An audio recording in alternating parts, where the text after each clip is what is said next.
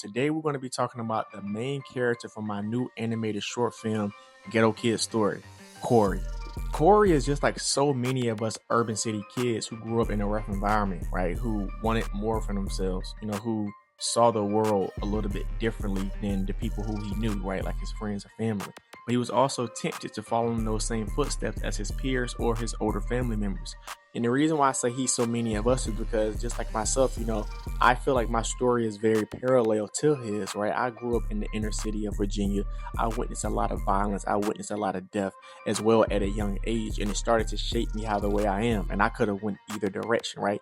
Corey is somebody who's, grown up in this environment. He understands that he can either take two paths, right? He can go down the legitimate route or he can take the typical route that, society has deemed that he's going to basically take.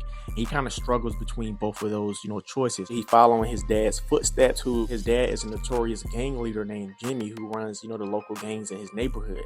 And he's kind of battling with that. Like, should he take that direction or should he not? And ultimately, he ends up having to, make that decision very, very soon, sooner than he probably wanted to in his life, based off of what was happening in the story. He's a young African American man who's very, very smart, very, very smart, very calculated. But he's also, very family oriented. He'll do whatever for his family. He's a man on a mission and he's trying to build an empire that's going to be very impactful. And he's willing to do whatever to make it happen, even get his hands dirty. Let's get it.